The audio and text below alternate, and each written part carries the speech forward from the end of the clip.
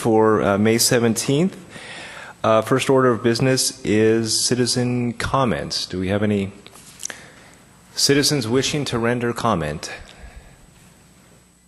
It appears we don't. The next item is approval of minutes for the May 10th Planning Commission meeting. Do I hear a motion? I'll second it. All in favor, say aye. Aye. Aye. Aye. Opposed? Minutes pass. Next agenda item is the Housing Strategy Plan introduction. So welcome our city staff and the folks from Arch, I believe, as well.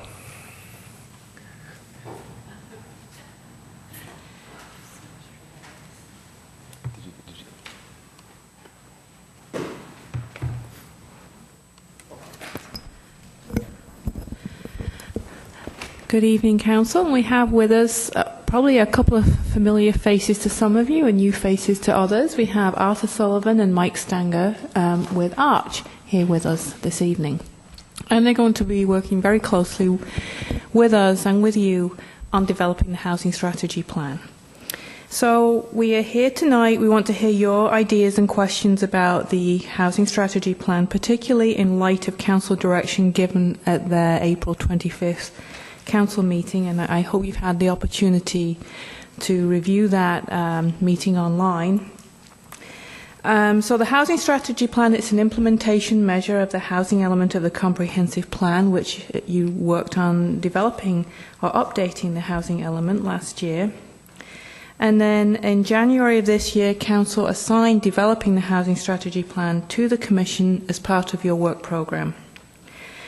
At the January Council retreat this year, affordable housing was a retreat topic. And Council expressed interest in moving forward with developing an affordable housing strategy. But before they kind of let the Commission loose on this, they wanted to at least get some background information and give some direction to you. So that occurred at the April 25th meeting, and at that meeting, Arthur was there and provided some very good, informative background information on affordability, along with a PowerPoint presentation. And the Arch memo that was provided to Council was also included in your Commission packet for this evening. So at that April 25th meeting, Council agreed that affordable housing will be the focus of the housing strategy for your work programme item. They also agreed with the affordable housing needs as they were presented, and how they were presented with the need to focus needs for housing to meet a variety of different, users like seniors and local workers and young adults and first-time home buyers and homeless, and looking at manufactured housing. And then Council looked at what kind of strategies could be used to meet those needs, and they looked at things which were more market-based, such as providing incentives through new land use regulations or things like increasing the density.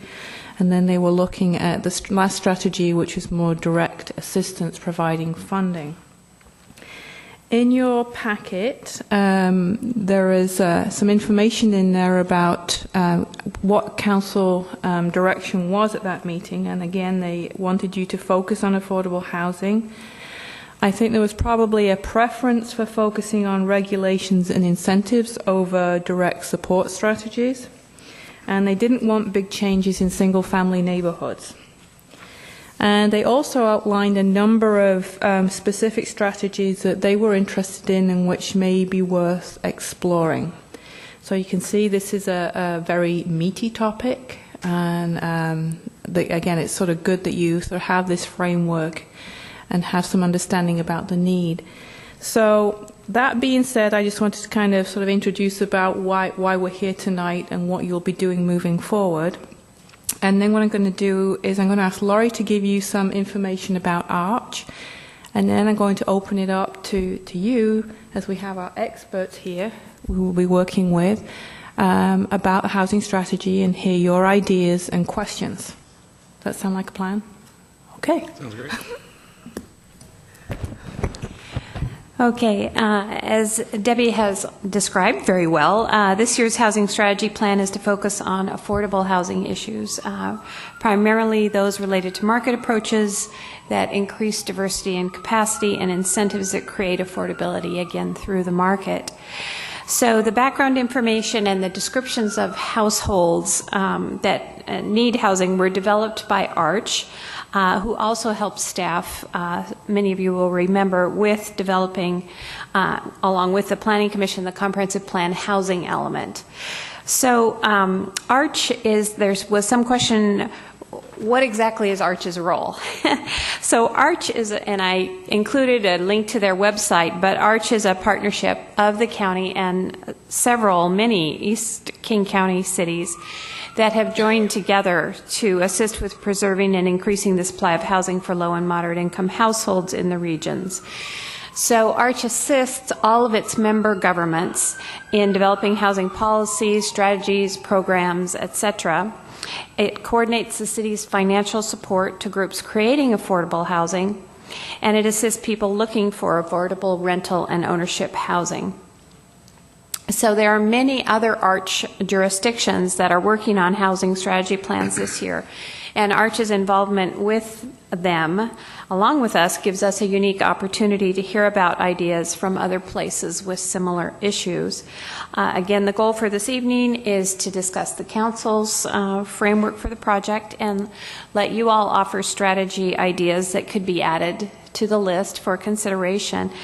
We anticipate that in our upcoming meetings, we'll pick a type of household, senior household, again, first-time home buyer household, and then we'll talk about strategies, explore strategies that might be appropriate for that particular group.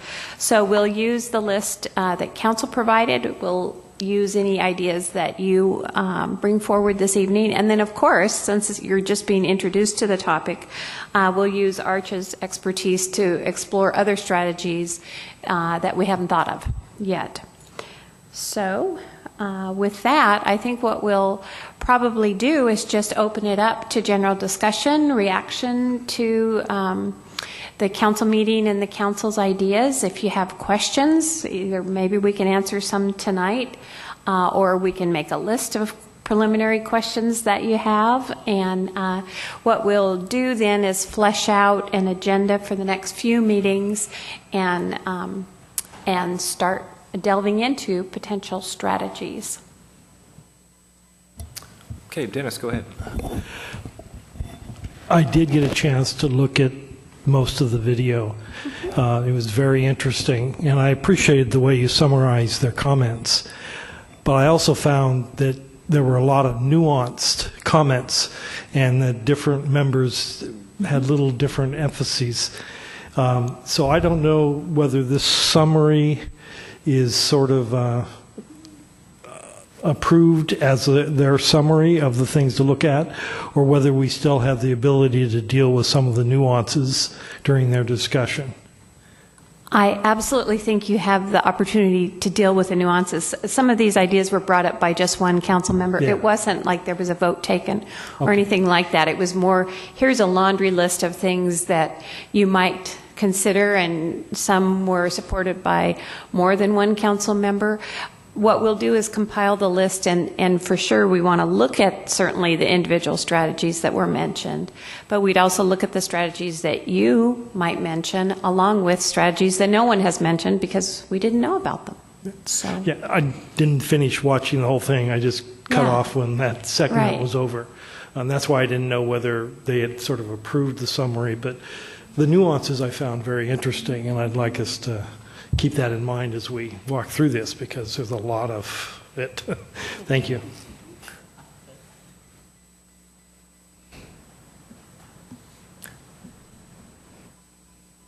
I see some pondering going on over there.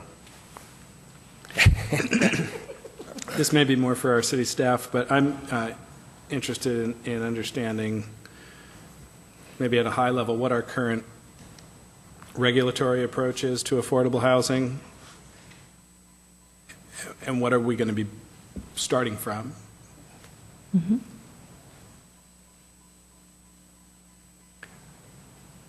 And then secondly, and this could be for our associates from Arch. I'd like to understand better what the greatest challenges to implementing an affordable housing strategy in a community such as Kenmore, from your experience. So I can touch on a few things in our current regulatory approach. It won't be an exhaustive list, and probably this would be a good topic to include in our next presentation. The city has taken several different approaches to affordable housing. Some we inherited from King County, and others we've crafted locally. So we do have a set of affordable housing incentives in the zoning code, so that if you provide a certain number of affordable housing units, you can increase your density. That is a code section that has not been used, and it's interesting, and maybe we can explore a little bit about why that is the case, but that has been in place since incorporation. More recently, you all are probably familiar with the transit-oriented development district that the council adopted last summer. That set of regulations provides much greater densities in areas close to transit, but has a corollary requirement that affordable housing, not just moderate income but low income affordable housing, be included. So if a developer chooses to develop according to it's called TOD standards, they can again greatly increase their density but provide affordable housing as well. In the area downtown on the east side of 68th Street, there was a requirement in code for a certain number of affordable housing units to be provided as part of development. So again, that was a requirement that you had to provide a certain percentage of affordable housing in your development, and the Spencer 68 project had to do that as a requirement. So we also do, and Kenmore has done some things for a long time, accessory dwelling units. We have regulations about accessory dwelling units already. I'm trying to think if there are other things you want to add. It's not an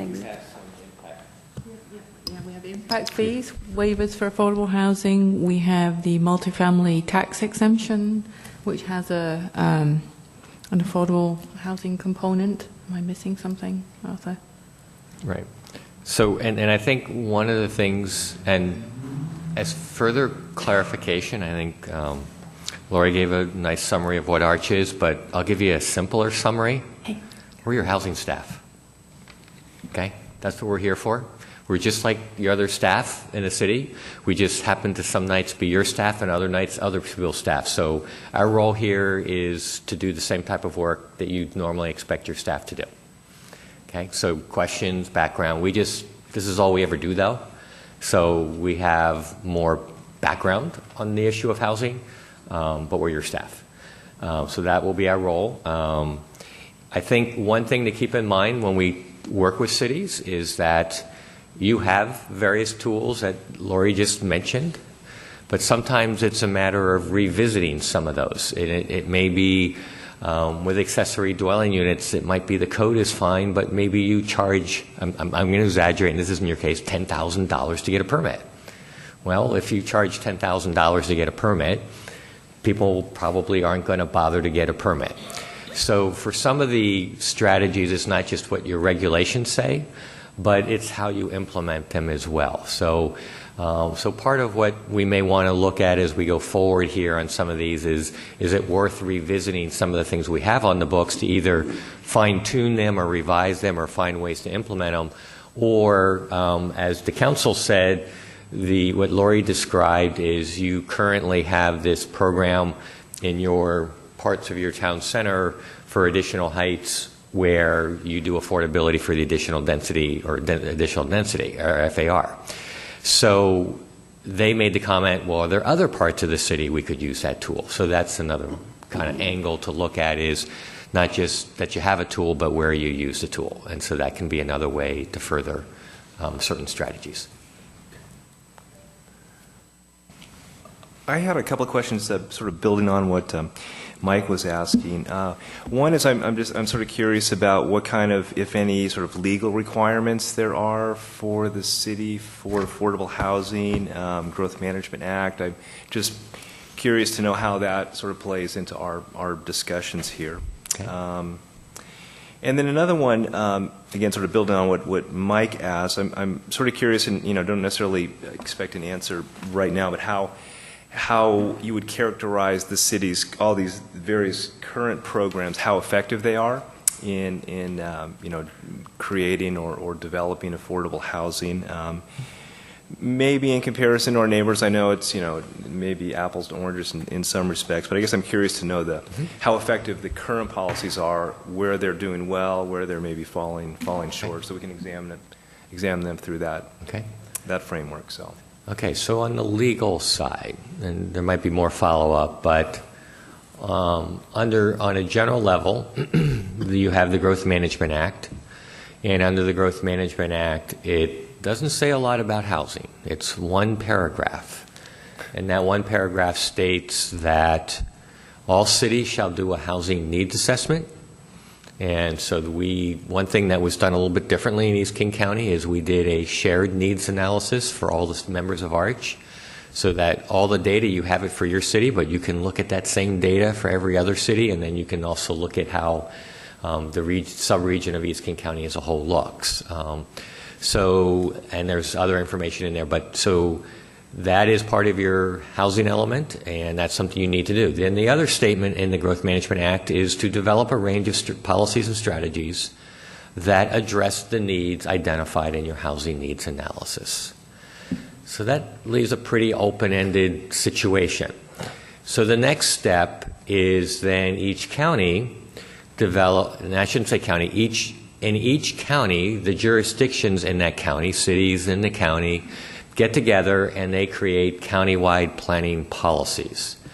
And those then provide guidance. They go a little bit deeper in depth, and then they provide guidance that each city in preparing their housing element should follow the guidance or address the countywide planning policies. That is where the notion of looking at needs from an income range of up to 30%, 30 to 50% of median, and 50 to 80% of median sort of comes from. There's other areas about ideas of looking at centers and opportunities for doing centers, looking at certain population needs. And so there's a range of those, and your housing element we had that as guidance when you developed your housing element. So it still hasn't really gotten to the legal issue of, well, what do you legally have to do? The general situation with the Growth Management Act is that if someone wants to challenge you, there's a process for going through challenges. If you try to challenge the housing element, and if you're challenge one, I mean, the biggest threat out there is potential state funding could be taken away from a jurisdiction, not just housing funds, but any kind of state allocated funds. That has occurred, I think, if not ever, maybe only like once. That's a pretty big stick, right? That's a pretty big stick. That's a pretty big stick. But it's been, like I said, it's one that the state has not been likely to use. What the guidance we've gotten, though, from some of the other challenges is that what makes housing challenging for cities is you could say you want to accomplish something, but the cities don't build the housing. So how can you be held accountable for something that you're not the ones directly providing? So that becomes part of the challenge area. One of your neighbors did go through a challenge and a lengthy challenge process, Bothell, where they were taken to the hearings board, and they were taken to court. And there were some lessons I think learned from that experience. The lesson learned from that experience, and it sort of influenced the changes to the countywide planning policies that were done in the last go-round, is that what the courts ended up looking at was, well, you have tools at your disposal that you could use. And so looking at your results or your current situation and needs that you have you utilized tools at your disposal? So one of the things that I was looking for, based on one of the criteria that we prepared for cities, is we've done a little matrix that shows different strategies different members of Arch cities have used over the years. And we'd be happy to, I didn't notice that in the packet that went to council, but that's something we could provide you just to give some context of other cities. So if every other city is doing accessory dwelling units and you're not, then that would pose a question. And so what we typically tell cities is it doesn't mean you have to do things, but you have to have reasons why you didn't do things if you have needs in your communities that aren't being addressed. So it's as much about a process and what you enable to occur in your community as much as it is the actual results. Actual results, if they're there, are the ultimate proof. But they don't have to be the ultimate proof because of the conditions of the market. So then it sort of becomes a test, what have you done? And that's much more subjective. And so I got to watch in Bothell sort of their process of what got them to the point of saying, well, we've done, sort of a list, kind of what Lori was going through. And eventually the court said, well, it looks like you're being reasonable in your efforts.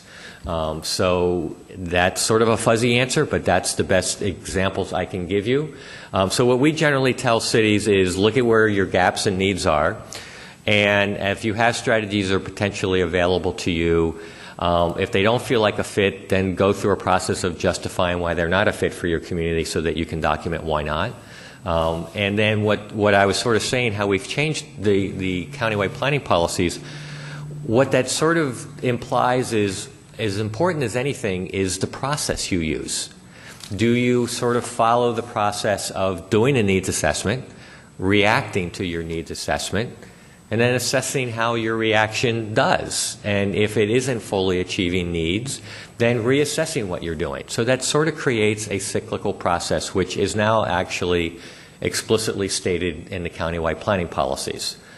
And so the strategy plan is that step that takes you from policy to sort of lining up what strategies and prioritizing strategies you would look at. And so that's why, as Lori said, many of the members of Arch are now doing these strategy plans as a way of tailoring efforts to a community to your local needs. And so we think that's a good way to sort of take care of this sort of legal sort of cloud that's over communities in terms of addressing issues on this topic through the Growth Management Act. Thank you.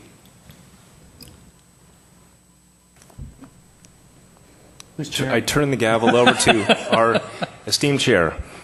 I'll find him when I see him. For now, I'll take over. Carol, go ahead. What I hear you saying is that Arch exists to help cities like ours come up with these strategy plans, and generally you're doing it from a legal standpoint, so cities look like they're serving their citizens. Where that breaks down is where you start having a gap in housing for some reason because a city was either negligent or the strategy plan that they decided to implement didn't really meet that gap, and then you might have a challenge. Could you talk to us a little bit about the word homelessness and how it pertains to the studies that you guys do and the recommendations that you make to cities? Since we are a transitory link to the City of Seattle, and we're all very aware that the City of Seattle has a homeless situation going on, and it's growing. I mean, that's what we think because we read about it in the paper. But, a city like Kenmore needs to be prepared to have a strategy for homelessness since we're on this transit line.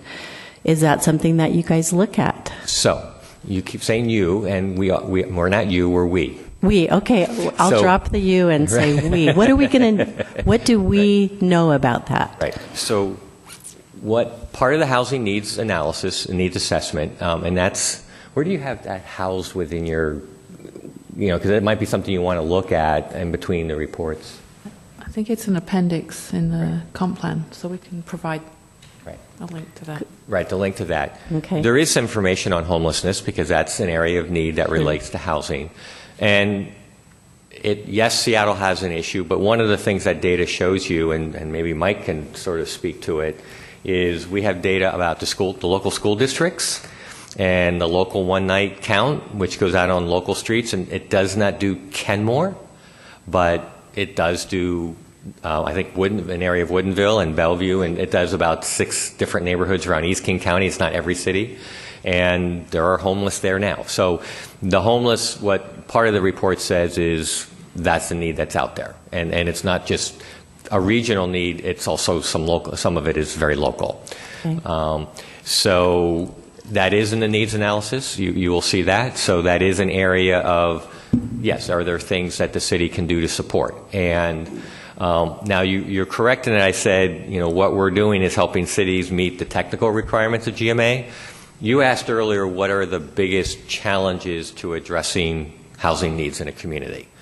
And in my mind, the challenge, I don't know if challenge is the right word, but perspective, I think, is important. If the perspective is we're doing something for GMA, that's probably not the best way to think about addressing housing needs. I think what we try to show you in the housing needs analysis is what are needs in our community.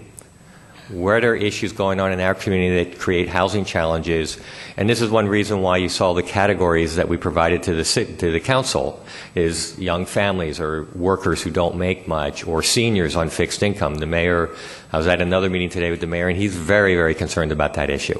Yeah. That puts a face on what you're trying to, that's the need, and that helps you then frame strategies around households who are in your community or are part of your community. If they're not living here, maybe they're part of your workforce.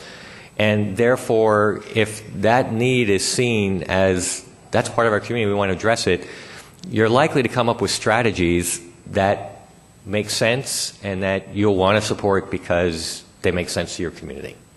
And so for me, I always try to start with any strategy, why? Why are you doing it? Is there a reason, and is there a reason locally that this is helping address some local needs? So I always like to, and that's, I think, part of what's in the needs analysis, but what the summary in terms of how we took a lot of information and tried to really give some context on that front. Deborah.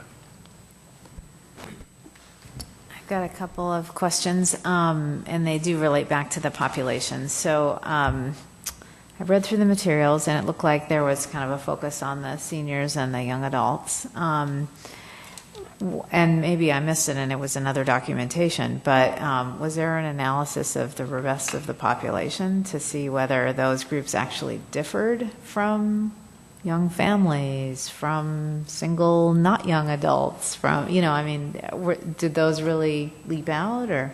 I'm sorry, I missed part of the question. Well, the question is, we were given the rates of housing cost burden, or whatever the term is, for the young adults and for the seniors. Yes. But we weren't given the information on other populations, so it was hard to know whether those were different than other populations.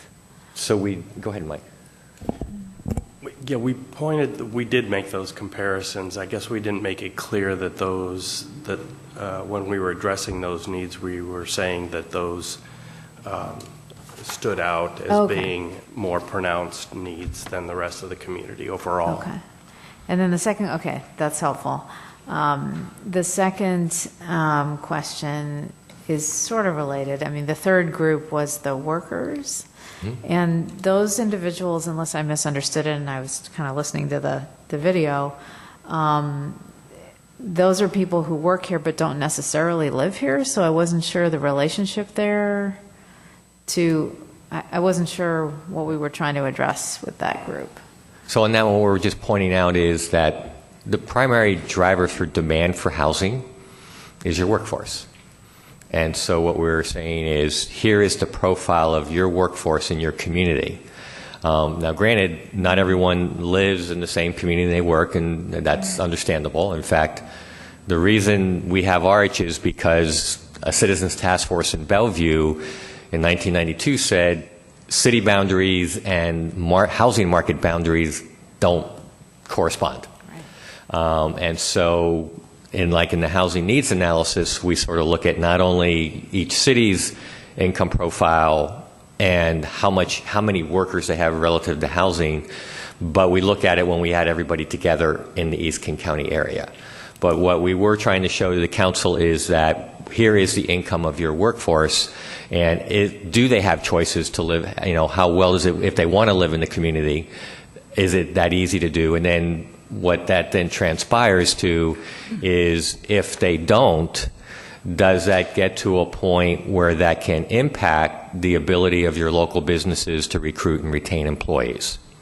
I come from a part of the world before I came here, or came back here, the Bay Area, in which I worked for a nonprofit housing developer that was formed by the business community that says, we need somebody to create this housing, otherwise we can't recruit or retain employees. That's good. So that same story plays out a lot in this region, East King County as a whole for sure, and to a lesser extent, but a different extent in the city of Kenmore. Yeah, if I could follow up on that, because I think there's a strong relationship between public transit and affordable housing. And one reason I volunteered for 522 Transit Now is that I think it's probably one of the more cost-effective ways that regional governments can collectively try and create affordable housing, because there are places in this area that people can't afford to live on the incomes they can make, on the jobs they have, and if there's a distance between them, transit's the link. Yep. And there are people who could afford to live in places in this county in a more comfortable setting if they have transit to get to their job in Kenmore. My family moved to Kenmore because we couldn't afford the kind of house and the kind of school district that we wanted to in Seattle, where we lived for 10 years. And I'm sure there are plenty of stories of similar people and families in this city.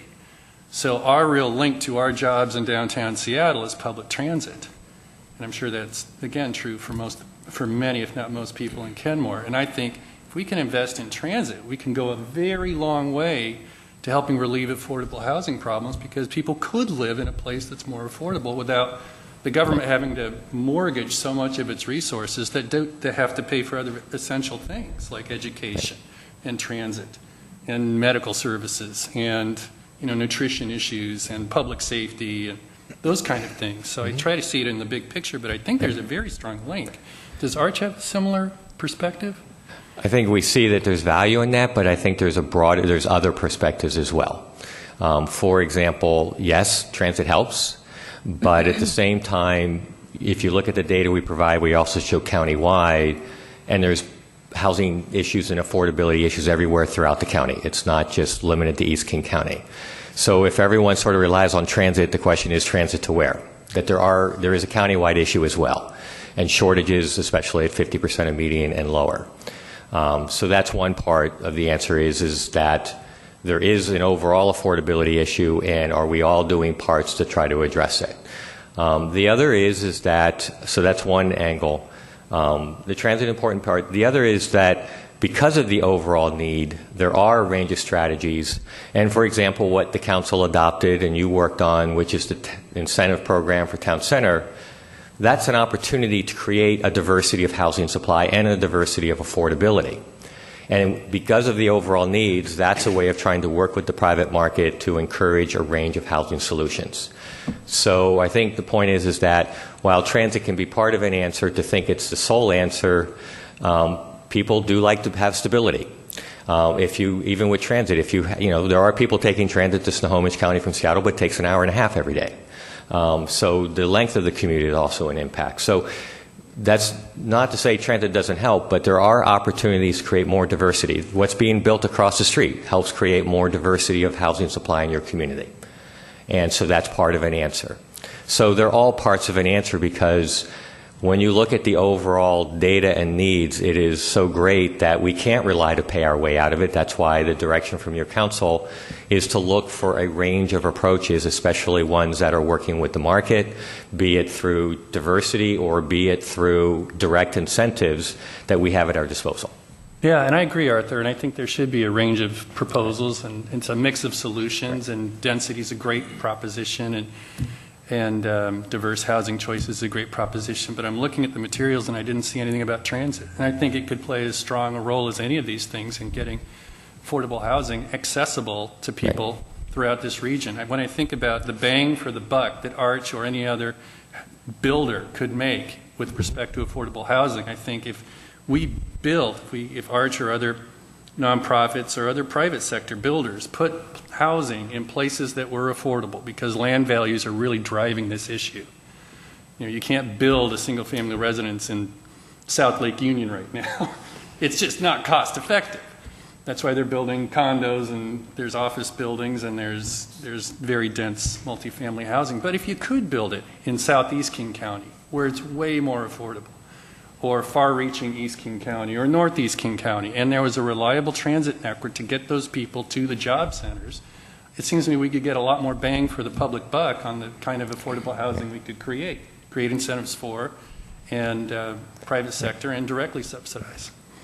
So I was just sort of I think Arch does a lot of good things. I'm glad it's a regional proposition, because it's a regional problem, and Arch is suited to do that. But I was hoping to see something in here about. Well, I think our focus is to help the cities on the efforts within their communities. We know that looking at the needs, it won't fully meet them. The goal is to do as much as you can with the tools at your disposal. And transit will still be there, but that's not something, that's another department in the cities, that's another part of the city.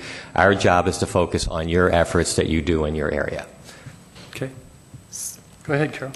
So do you, at this point in time, have recommendations? I mean, we know that from listening to the council's meeting that they really do want to focus on senior housing and, you know, first-time home buyers or the young working professional, and create a niche for people on limited incomes that could possibly live here, because that seems to make up the biggest chunk of the matrix that we don't have.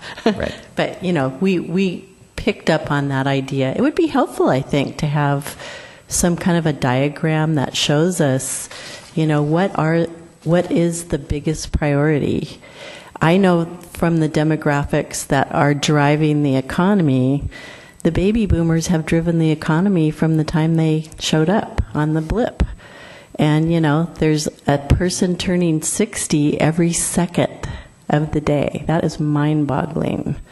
So you extrapolate out 10 years, 10, 15 years, and that's an aging population who will be on limited incomes. They're not today. A lot of them are spending their money like water, but, you know, the people coming behind them also are important, because they're the ones who are going to fund the next generation of things. So it'd be helpful to have, you know, some demographics if you have them, and maybe some information about, you know, maybe not the challenge studies like in Bothell, but maybe some studies that point to successes that Arch has been a part of in making recommendations that we could read about.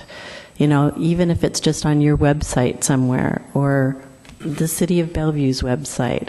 Just because if we're going to come up with a strategy for Kenmore, I think it's important for us to become familiar, really familiar with what the trends are. And we tend to have things happen after the fact. We're a pass-through city, but things happen here eventually. What's happening in Kirkland, you know, 5 to 8 years ago definitely is happening here now. So we want to be ready for those things with this strategy. Can you help us with some information that would help us think about how to prioritize?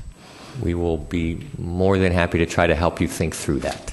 Okay. And I referenced a matrix that we did. It wasn't exhaustive, but it does at least show you a number of cities and different things that they're doing. And I think that one of the things that's pointed out is the idea of taking sort of, if you look at how the council packet was organized that we prepared, we took the different population groups, we gave a little insight on their needs, and then we gave some ideas on housing strategies that fit that particular population group or could help address that population group. So I think the intent is that we, for each of the evenings or something, take one of those and give you a chance to, we can come prepared to talk about what other cities are doing, what you've done, and even outside this region, you know, if there's good examples out there of what people have done that sort of focus around the different population types.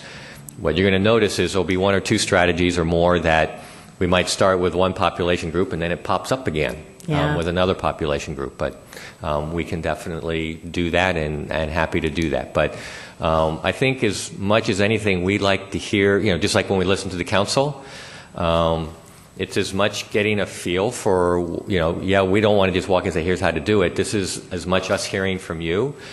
We've also been reaching out to other elements of the community. We've talked to the nonprofits. We've talked to for-profits.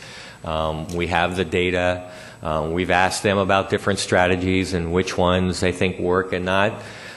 One of the challenges in doing that is when you talk to the private builders, they're going to be like, well, we want flexibility on regulations. We want this because that's what helps us. They don't necessarily deal with some of the other strategies, so they're not as informed about them. But hopefully we've reached out to enough groups to start getting input from them. We'll have summaries of that input for you, so that you can sort of see those kind of impacts there, or thoughts that people who are out there. We've also talked to the people on the front lines to see what they're experiencing and what kind of changes that are out there. Okay, so we'll have all of those kind of pieces for you. Okay. I'm not sure we'll walk in the door saying, and here are the top 3. Okay. That'll be more of a dialogue and see what sort of sorts through in your mind. But we'll let you know which ones we think from what we know. But I think this is more, you're here to help us drive sort of what might be the best fit. Okay. Deborah. I don't know. I saw 2 hands up. Sorry. Mine will be quick. Getting back to the populations again, I think I'm stewing on that. A lot of people, as Doug accurately said, come to this area, not necessarily for the jobs, because we don't have very many, but for the school district. And at least for the local elementary, it's 50% now of free and reduced lunch. So I guess I'd like to see, if you have it, a breakout of the housing cost burden for that group, families with children, to see if that, I don't know if you break that out separately. My guess is they would be fairly high a percentage, like the other groups you mentioned, and it would have implications, because the other groups you mentioned are singles or couples, and it's a different kind of housing. If I remember correctly, I looked hard for that, Okay. for cost burden among families with children, and I don't think it's available, but I'll take another crack at it. And if not, maybe we could come up with some things that kind of approximate that. I mean, we do have the school rate of free and reduced lunch, I Right. think, would be a good proxy. Right. So. Okay. Mr. Vice Chair? Well, in the spirit of sharing ideas, I thought I'll just go over some of the council members' ideas that resonated with me personally after listening to the meeting. First, Councilmember Smith talked about kind of hard to get your arms around all the data and all the information. And as to Carol's point about setting priorities, that's I think that's a clear necessity. Mayor Baker, as you mentioned, we heard him on the video there about the vulnerabilities of seniors. That really resonated with me. Councilmember Sperry talked about diversity of housing. I think we've already mentioned that. I think that's certainly another important goal. And Councilmember Curtis talked about looking for leverage and win-wins and policies or strategies that have multiple benefits. Whether it's, I think he specifically called out perhaps the ADUs that could provide a lot of benefits. So I think that's something that I looked at a lot very, very favorably. Great. And the only other thing, we're talking about a housing strategy, but I think there's also kind of an economic development, component to that. Haven't really, thought through exactly how that looks like, but I think that's an important thing to keep in mind as we're kind of developing this, developing our local workforce in particular. So those are a few thoughts, just more or less random order. Thank you, Mark. I'm going to go and then turn to you. But I remember when we talked about this, Arthur, it's been a year and a half, I think, and we were trying to update the housing element of our comp plan. And I saw data there that I haven't seen here, but it was more relative. It was like, here's what the median household or single-family price is for East King County, and here it is for other parts in the county, and here it is for Kenmore. and Kenmore was much lower than the rest of East King County. I thought, hey, we're way more affordable than a lot of these other cities. Which isn't to say we've solved our problem, because I'm looking at this and looking at that data, and there's a lot of cost burden households in this community. But I wonder, when housing comes up, as it's now, it seems to be one of the top handful of dominant stories locally and nationally. You hear and read articles from the Bay Area, where you came from, Arthur, and New York and other big cities. And I know they've implemented a lot of aggressive affordable housing programs, but they don't seem to be solving the problem. And maybe that doesn't mean they're bad.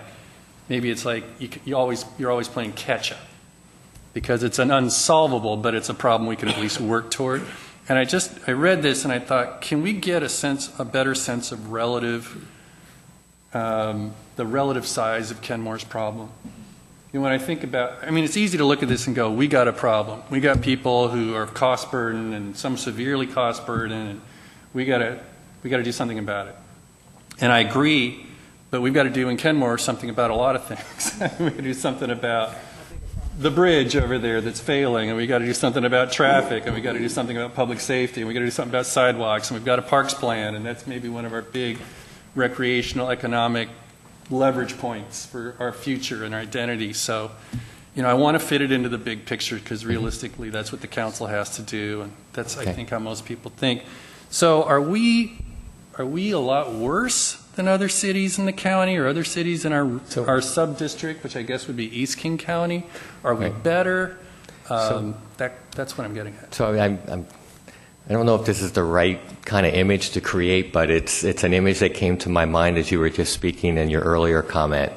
And you were mentioning how transit would allow people to access more affordable areas of the county. And just with your last comment, that's exactly what Bellevue says about you. So you sort of have the fish and the bigger fish and the bigger fish. Yeah. And to some extent, you're seen as the potential affordable area for other cities. We are. If we don't lift a finger, we're light years more affordable than those guys. But compared to other parts, what helped define the Arch area, we said, was a housing market. And it's a housing market in which, in general, we are more expensive than the rest of the county to speak of. And so while you may be more affordable than others in East King County relative to other cities in the county, and keep going a little bit more to the east, or the west, then it flips around potentially. And so that's where I think the danger sometimes is to say the answer is next door, because you might be someone else's answer and you're like, wait a minute, I don't want to be your answer. So we do, and I think in the housing needs analysis, that's there, it's still there. But one of the things we have also seen, and this is the part that gets a little more nerve-wracking, and you say, in the big picture, is what we've seen probably since we were here last, is that a city like yours, one of the things that we noted in the council material that sort of stood out is you've had a bigger increase in cost burden households than almost anywhere else in the county. Yeah. And I don't quite know how to explain that. But you're now up to, you went from 10 to 17%. And in the charts, I can't remember what the countywide number was, but it's like, wow, that's a really big shift. I don't quite know how to explain all that, but that did happen. And the other thing we're seeing is your ownership prices. Overall, everyone's ownership prices are going up so much faster, and rents are going up so much faster than incomes are going up. Right. And that's going on in your town and lots of towns, which helps to contribute and explain. In fact, what I found, I've been tracking this data for a really, really, really long time. And one of the things that stood out to me as I was preparing this work, a little different than when we were here with you last time, is that there's a graphic I want to point out in the packet. I think it's in the packet. I hope it's in the packet. This is the packet. You've got it. Yeah, I'm looking at the council packet. And I thought, and maybe, is there a way to put a slide up? Because I'm trying to see. I had a graphic that I've used a lot, and then I finally probed into it a little bit more, and it's not in here. It's a graphic that I know we have in the housing needs analysis, and I wish it were in here, because it's the one that surprised me the most when I understood it better. Yes.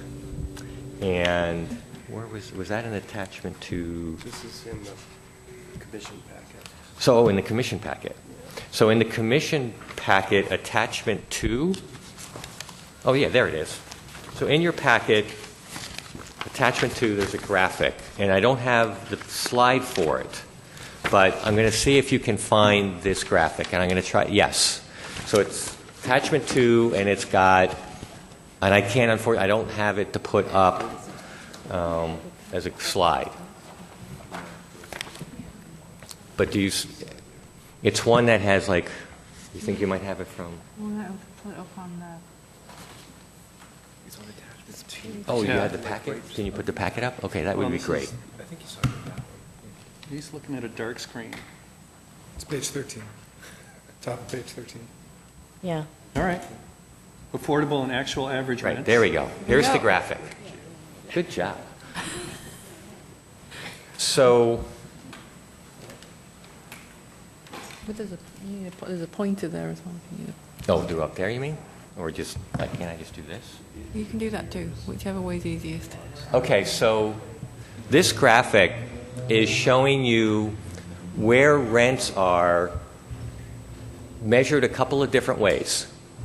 The top bar and the green bar shows over time what would be an affordable rent level for the green bar with the triangles at 50% of median income. The blue bar with the X's, or diamond, or whatever you want to call asterisks, is what are rent levels that would be affordable at 80% of median, and over time. And what you see, and what we've always pointed to, is how your rents are relatively close to probably the countywide averages, and you can see they go up relative to median income, then they come down sometimes, and then they go up and they go down. But look at what's the last 3 or 4 years, they're just going really up. And when we look at East King County, they've gone up, and they've gone up to a level above 80% of median for average rents, which I've never seen. And I've been doing this since the 70s. I've been tracking this data since the 70s. And it was like, wow, our rent's going up that much. And then I looked at another piece of data, and I was like, no, because it takes 2 pieces of data to understand this data. It's how much does rent change and how much does income change. Yeah. And I looked at data from 1980 till 2000 and about early 2000s. And the median income changed an average of probably close to 4% a year. Some years 0, some years 5, but averaged over time consistently. And I remember this because of my development days. The change in median income is everything when you do affordable housing. Sure. And so I've been tracking literally the data since the 70s. And I always told developers, you're going to get 3 to 4% a year, and average is going to be closer to 4% a year. And that held true for like 30 years. In the last 12 years, the change in median income has been closer to 2% a year on average. Yeah. So what is going on here is not just about housing prices, it's about what people's incomes are doing relative to housing prices. And so that's this is the point we made earlier about the legal question, because there's things going on out there that you don't control. But it's the reality that your residents are going through, and that's probably why we've seen countywide cost burden go up. And in your community, I don't know why even more so. It's a combination of housing costs have gone up, but it's also because incomes are not going up as much as they used to. Carol is next. And then I forget what I was going to say, but I have something to say now. All right. Okay, so I appreciate that graphic because it gives us a tangible way to talk about stuff we don't know about yet, but we want to, get our hands around it and understand it.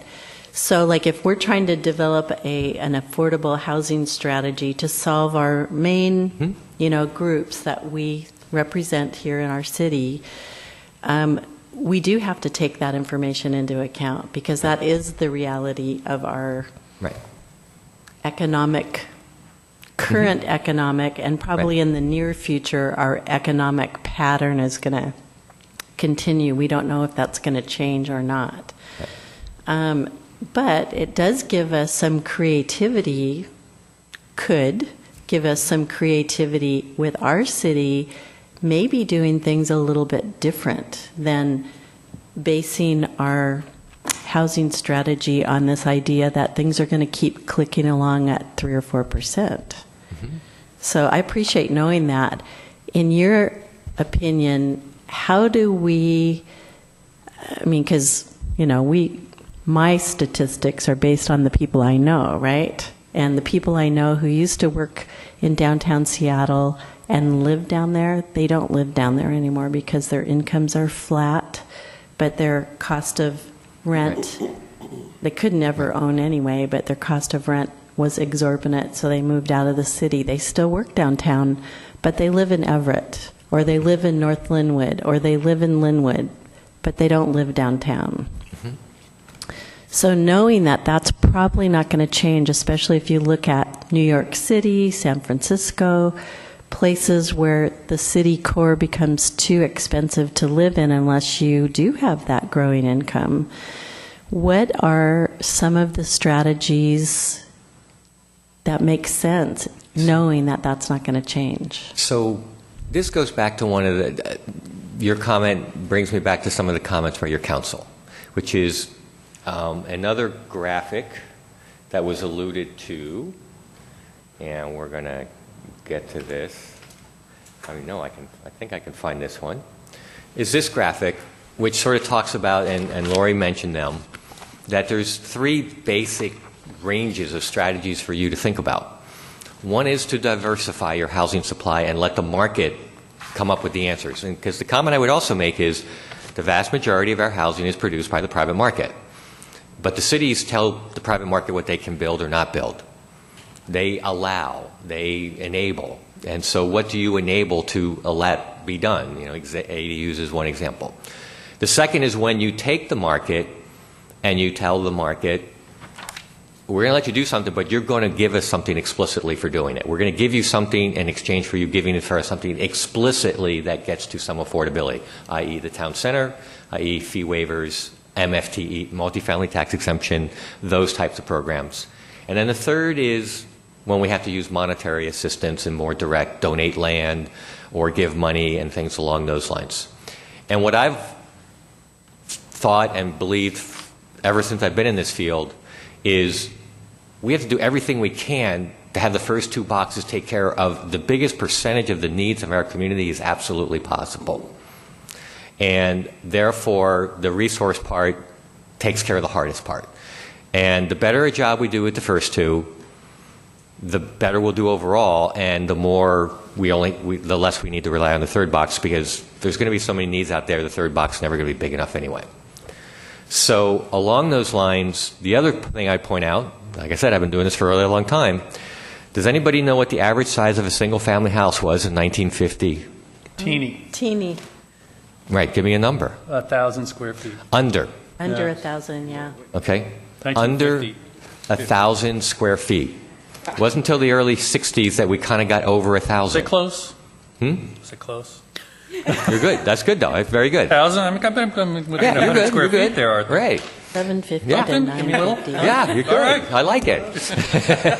Ballpark. You win, So- Doug. Horseshoes. Right. Something. So the point is, what we think of as housing has changed really significantly in the last half century. And so, back to the future.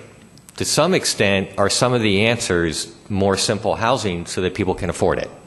So, for example, there is now a builder in East King County who's sort of taking on the idea that has gotten a lot of varied publicity in Seattle, the apartments or the micro units, but that's as much because of where they're building them and the neighborhoods they're going into. He's building in the equivalent of your town centers. He's building in the multifamily zones, but he's building tiny units. And he's getting rents per square foot that are really high. But his rent per unit is the most affordable around. So he has to jump through all kinds of hoops sometimes to get the building code and the land use code to allow him to do that. Right. But if that were easy for him to do, or someone like him to do that, that's part of the answer. That's what ADUs is all about. ADUs is about using existing housing supply and figuring out a way to house, homes that used to have 7 people in them or 5 people with 3 kids now have 5 people but in 2 households.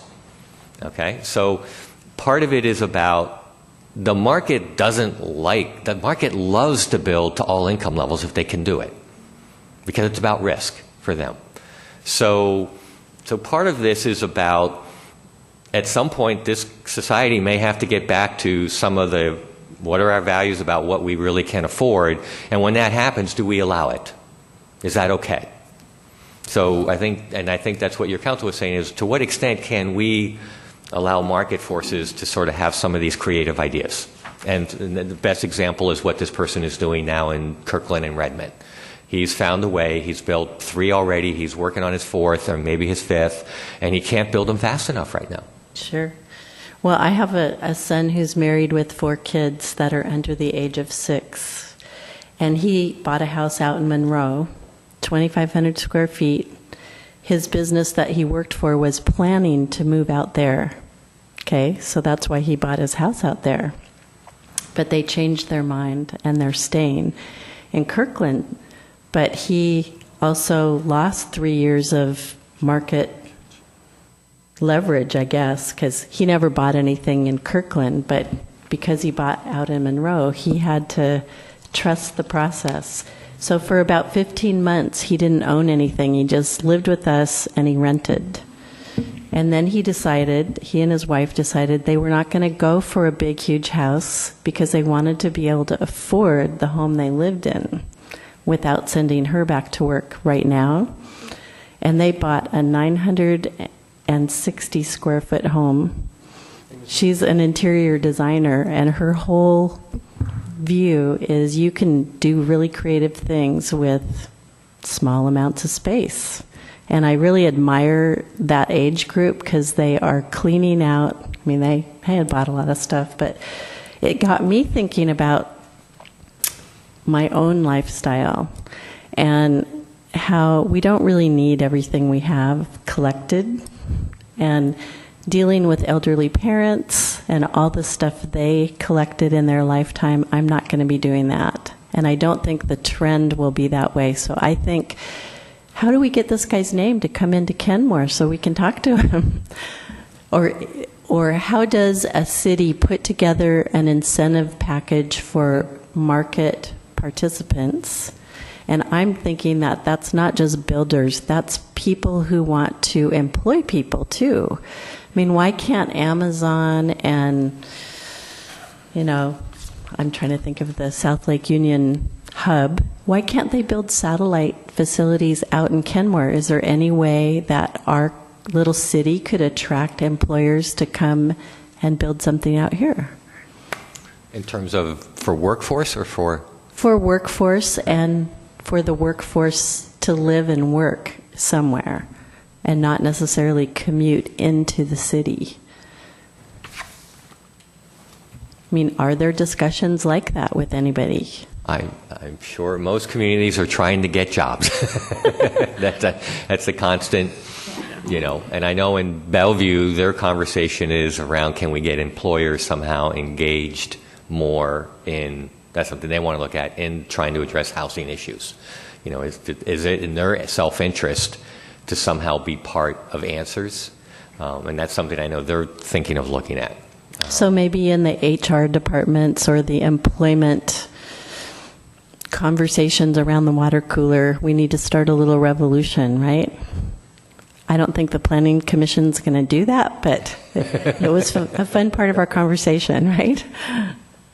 Deborah, you've been, I think, in the queue. Yeah, just a couple things. On the previous slide where it showed the trends going up, et cetera, it actually looked like Kenmore was pretty parallel to the rest of the east side. Yes. But yet you said that we're increasing faster. So I was trying to understand that relationship. What I think that kind of, that's why I have to go back, is the point I was making is everyone's starting to go fast, and I think on ownership pricing, and I have to go back and look. But the point I was making is relative to income, you might still be a little more relatively affordable, but let me go back to the slide. The point, Well, we're certainly, yeah, everybody's becoming less affordable, but it sounded like you were implying that Kenmore had increased. You said 10 to 17%. Other cities were less increase, and that's what I was just trying to reconcile. That was on rents. the cost burden is where I said you went up more than other cities. Right. And then what I was saying is that we are seeing increases, and that's where I have to go back and look. This is just rental. I can't recall for sure. That's just only rental housing. That wasn't ownership So then the housing. cost burden would be combined rental and Yes, ownership. that's all households. So then the increase must be with the Well, relatively higher increase rate must be with respect to ownership, because the rental ones are parallel to the other cities. The increase is parallel, so the rate of increase is well, similar. you can actually, I think if you looked at that, you might find you're a little bit steeper. Oh, okay. That curve the last 2 years does look a little steeper. I mean, I'd have to get the precise Okay. numbers. But I think the point that we're making here is your rents are now at about, what would be at, I'm saying is, if that's 50 to 80, you're closer to 70, and you used to be closer to 60. Sure, yeah. And that's the point we're making is that while you're still relatively more affordable, you are seeing that because of the overall trends, it's Right.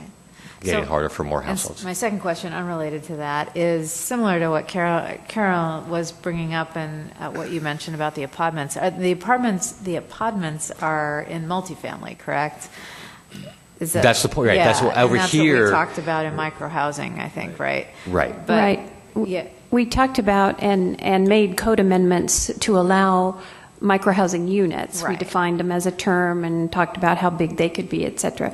We did not address a density issue, which Yeah, yeah, is yeah. probably the other place where you could look at Right. Do we have densities. anything, I mean, I don't remember, and maybe council put it in the list and I'm not seeing it, but the issue of like row houses or cottages, that kind of development that is kind of in between multifamily and. Right. Well, I think the question becomes, is that sort of the future for the entry-level ownership? Yeah. Rather than assuming you're going to start with a single-family home, do you form this middle tier as sort of Right. it's a little bit smaller because builders can't afford to do 1,000-square-foot homes on lots. So is townhomes maybe part of an answer to allow a smaller form of ownership that might work for younger first-time buyers? Right. So, I don't want to step on your toes, Commissioner. Just as long as it's on the list, yeah. Thank you. When I looked at the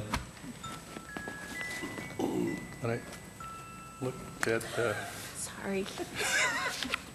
is the ice cream man here? 'Cause- When I looked at the materials, Arthur, I saw some numbers that kind of surprised me, and I must be getting something wrong because I can't read the fine print on some of these graphics. I'm looking at page 2 of your report, and I see on the right-hand column, I see bars, Kenmore cost burden, and, I see a gray and an orange, and then below that I see a dark blue and a green. And one that caught my eye was this bottom one, the dark blue and the green, where Kenmore's salaries looked a lot lower than King County's salaries. And we just have a lot of low-income salaries, that is below $25,000. We're kind of breaking even in the middle, and we have way fewer at $75,000 or more.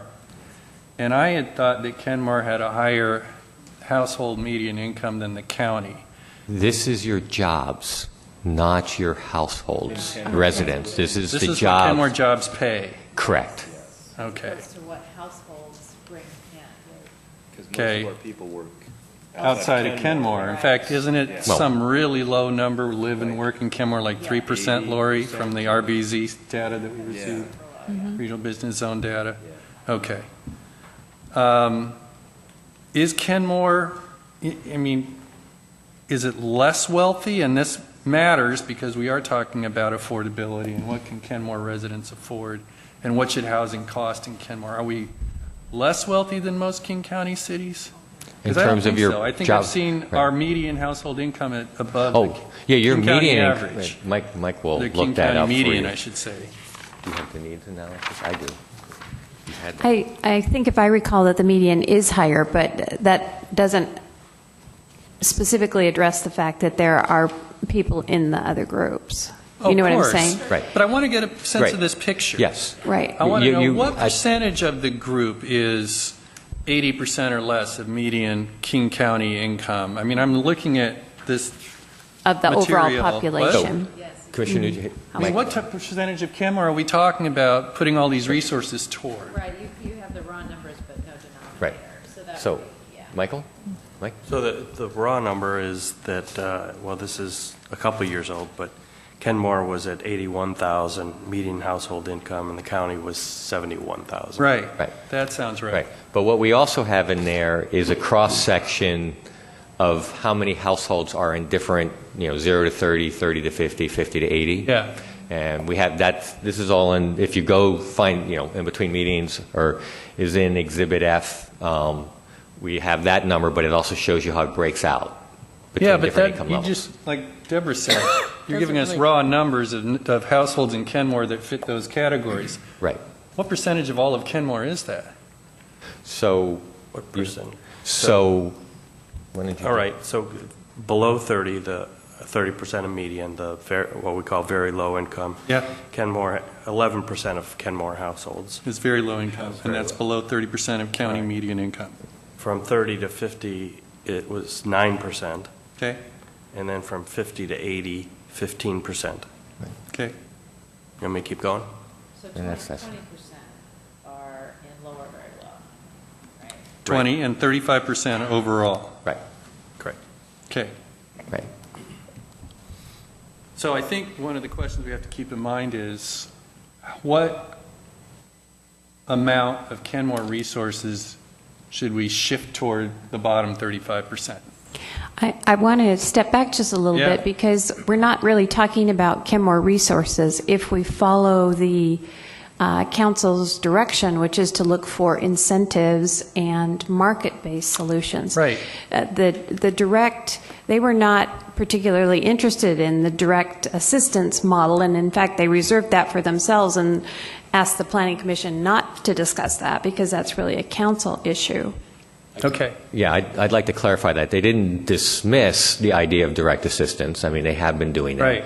They thought the details on that would go to them, but they really wanted to do as much as they could in the first two because they didn't want to have to do as much in the third. But they didn't dismiss. They were saying that is one of the roles of the city. But again, this goes back to how do you create opportunities through the conditions that exist in your communities to address these various needs. Yeah, and I'm glad you brought that up because that's how I want to get that full picture here. Right. And you're right, you broke down categories of ways we could address this problem, and the primary categories were how can we give incentives to the building industry, the rental industry, to create housing and affordable housing in this area without having to take money out of our pockets, which has to go for all these other needs.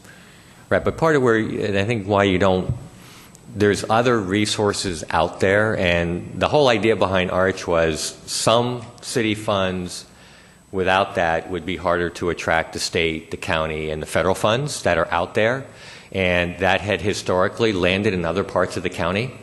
And the question was, but the needs are over here. And so part of the reasons for, when you look at the lower income and the efforts there, is these resources from the cities are only a small part of what finances that housing. And the idea is that we have those needs. We have the seniors who want to be able to stay in their community. And so that's what allowed us, what allowed Dash to build the property a block down the street there for seniors earning 30 to 50% of median.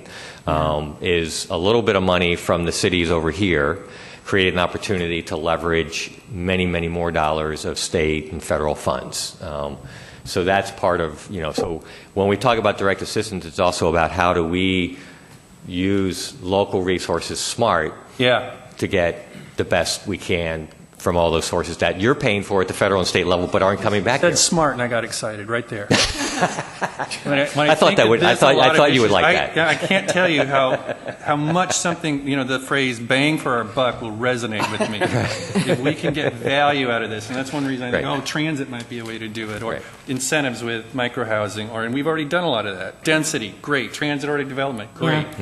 Can we leverage? Can we use what little we have to get the most value for the affordable housing? Right. Before I forget, I'm going to call on you in a second, but there is a number here in this material you provided us that it doesn't make sense to me, and is it Michael?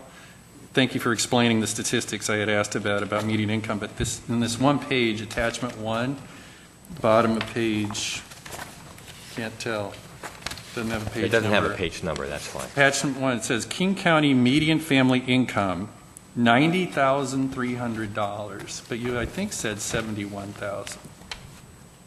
Am I missing something here? No. So this $90,300, there's a couple of years separation between them to begin with. But this reflects, this is a number that's published by HUD to base their programs on. It comes out of real data, but it actually measures families. And whereas the other number measures all households, which includes Single people. Single people, okay. that This is makes for a sense. family of 4. Okay. The 90,000 is a family of 4 figure. What number are we using to determine our cost burden ratios, percentages? That's based on what percentage of income a household is actually paying. Household. Right. So family. no. What you actually ask the household, how much are you paying relative to your household income? That specific person. So if it's a single person, if they're paying more than 30% of their income, they're considered cost burden. If they're paying over 50% of their income, it's considered severely cost burden. So that's a measurement that's looking at each individual household, what portion of their income are they So this paying. 93 doesn't apply to that? 90,300? Correct. Okay. Correct. So you, Arthur, had said you saw Kenmore's cost burden ratio jump from 10 to 17%. Deborah had a couple comments on that. You don't know why. And I don't know why either, but I was going to give you what, from my background professionally, I've seen as I've tracked housing numbers and that kind of thing. Every month, as you know, and you'll see it probably on the front page of the Seattle Times, housing prices appreciate blank percent. Everybody's interested. And it's jumping a lot lately, double digits, year to year, right? And then they'll break down the county, and they'll say, here's where they really went up. And they'll go, here's where they didn't go so much, right? And you'll see this ebb and flow. It's like watching the tides come in and out of the ocean. Are you pointing to it? Look at the ebb and flows you see right there on the graphic. Yeah. That's for the county-wide, right? No, those are East King County, your city. I mean, Right. your point is well made. You're exactly right. I'll look at, let's call it West Seattle. Or I look at North Shore, of course, because we live here. And North Shore has lagged consistently since I've lived here 20 years. And I've always wondered, it's not that bad a location. The school district's pretty good. Why are we consistently behind the year-to-year increases for the county? And I feel like in the last maybe 1-2 years, it's finally started to close the gap. In fact, the last couple of months, you probably look at the same numbers, Arthur, from what you're telling us. We saw a real jump here, especially in condo prices in Kenmore. Yeah. And all I think is, I don't think it's something we did. No. Right. I don't think it's something somebody else did. It's just people have discovered this is an affordable place that isn't in Cle Elum, and I could live there and still get to Seattle. So I got on the front page of the Seattle real estate section 25 years ago because we bought a house in a town like Kenmore, and our house because it was like the right location. You're halfway in between 2 employment centers, and it was a town that had been sort of passed over all these years. Nice town, but passed over. And then all of a sudden, the regional economics made people go, wait a minute. Why don't I live there? Right. It's And way more so affordable. I think I would not disagree with you at all Okay. about that you are in a really pretty prime location. That's finally getting recognized. That's exactly. Okay. So I don't think it's like we just did something wrong and we're No, jumping no, no. to 17%. I think Right. it's we're sort of But catching up that's with the rest of it. and that goes back to the very first comment that cities don't control everything. There's a lot going on around you, but everyone does what they can because in the big picture, things are getting really challenging out there. And so, so when you make your points about, well, we can use transit, it's like, yeah, but everyone's still got to find ways to create that diversity and affordability overall, or we'll all be we'll be the Bay Area. Yeah, and I agree with you. And the thing is, and it's unassailable what you said, diversity and the mix of programs and all that. Absolutely. But the fact that transit wasn't even in here struck me as a big omission that I thought. And it's not your job. I mean, it's understandable. You're in the housing business, not the transit business. But I see a strong link between the two. And I'm really rooting for ST3. I know it's got its warts, but that could really make a big difference in getting people from the more affordable places to a job in a less affordable place. Now, what has been, so a little bit different shift on what your point is, and it's turning it around, though, which has been, there's been a lot of energy in the last 5 years about, in a lot of the centers, you point out South Lake Union, around the rail stations, the housing is getting really expensive. The biggest users of transit are lower income households. And so one of the things we've been focusing on is how do we create affordability around the transit hubs that we are creating, because that makes, so it's not just about they can get to jobs and move, but not needing the car. That the car expense is what can kill people, and if you can use transit, that's a huge help, especially for lower and moderate income households. And, and so what we've been spending a lot of energy on is figuring out ways that around the transit hubs we're creating where we want housing, that housing shouldn't just be upper end, it should be all income levels. And so that's been a primary, and so the plans do acknowledge that, to say these transit hubs are great places to try to create more diversity and price affordability. Which is the principle behind TOD. Exactly. Right. So, and you come from the Bay Area, and I've lived in D.C., and I'm sure lots of other people have lived in similar high-density cities with really sophisticated public transit.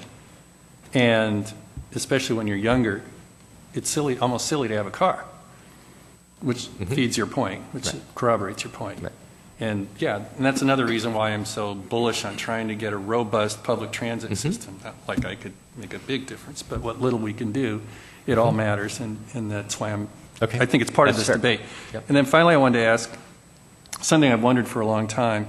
To the extent that cities do directly subsidize or build housing, affordable housing, which I agree should be a very small part of this wedge, partly because we don't have those kind of resources, and other because it's a very small segment of the market in any event. But how does a city or whoever's funding these things decide who gets it? Because the demand's always going to way outstrip supply, and I've always felt like, it's like a lottery. There's all these cost-burdened households desperately in need of affordable housing. The city is willing to invest in this, whatever project it is, or subsidize. But how does the city pick and choose the winners? Right. And is it fair? So there's always a question of fairness, but so I want to go back to a point I made a little bit earlier, because this is something I do hear from elected officials, is the state does have a housing trust fund. The county has created a new fund for housing. Or if it's for social services, one of the big gripes that I hear from your council and other councils is, why isn't that coming back to our communities? Right. And so to say that you don't want to spend local dollars or minimize, the point we're trying to make, or that the cities have seen, is, but we want the Section 8 federal vouchers, people to be able to come and use those in our community, because we have the same people with lower incomes. And why is all that assistance only in mostly in South King County? We want it to come, we want to use our dollars to leverage all those other programs, the tax credit program that funded the project down the street. Those projects we want to land in our communities, because whenever we see them, they've been good. They've been, the older federally assisted housing. Those were being threatened to be converted to market rate housing. And we've used local resources to step in and get some other resources to keep that housing here. So as much as we're trying to minimize the city resources, there are a lot of other resources that without some effort may not likely to land here. And so one of the questions is if you do want it to land here. If, like I say, about the city resources have been about 15% of the total cost of the 3,000 units that have been funded. In other words, the cities have put up about $35 million in cash and land since ARCH started. The cost of that real estate has been about $500 million, I believe, $400 million or something. So there's a lot of other resources coming in. So that's one half, but that gets back to your question of who gets this housing. Because all these other players are saying we want to create these opportunities and we want them throughout our region. There's a certain natural filtration process that happens, but we try to impact that natural filtration process. If somebody's working in Kent, they're not likely to want to have a terrible commute. What we've tried to do is work with agencies that we fund to say reach out locally. You have to reach out broad, but also reach locally, really reach the local businesses, reach out and try to recruit from local resources so that there's a higher level of awareness of this resource in your community. Lenders, there's often private money, they don't want you to explicitly say they must be from a certain city. Okay, they don't want to see that. Okay, that's sort of a fair housing issues and stuff, but lenders don't want units sitting vacant, and they don't know if you'll be able to meet all the requirements. But we work hard to try to reach out to the local community because we're making the argument that this demand is local, that there's local needs. And so we work with the agencies, but we can't go so far, or we haven't gone so far, and it'd be challenging too to say, oh, you must have a job in this town, or you must work in this town, unless you put up 100% of the money, and even then it's still potentially fair housing. But we have worked hard to try to do that local outreach. But in terms of who gets in, there's income caps. And so it'll be a first come, first serve of who walks through the door, who meets the eligibility requirements, which we check. The people who operate it must check it. We tell them what the maximums are, and even for some of this building across the street, they have to do that for the units that are designated. And then once a year, they check their income again, and they must stay under a certain limit to still be eligible. So there's recorded covenants that mandate the affordability be maintained and at what level and what it takes to be income eligible for the building. Are those P suffixes for Kenmore Village, Lori? No, that was a requirement. I think some of them were in the development agreement for the ones that were provided at 50%. But didn't we inherit that when the city bought that area? No. They inherited affordable housing requirements? No, that came with the city zoning about 15 years ago. I thought King County had No. something It in was place. it was when the city in your first 3 or 4 years. I was here then. That when that property was rezoned after you incorporated, that's when the affordability linkage went to that site. But what also triggered the affordability there is the city provided a multifamily tax exemption as well. The council approved that as well. So those are the two triggering things that are triggering the affordability in that development. So those are apartments. Spencer 68? Yes, No condos? they're apartments. Okay. And the new product, the new housing going in, is that all apartments? Yes. Okay. They're being built. Yeah. So first come, first serve. First come, first served that are income Line out the eligible. door for a mile, right?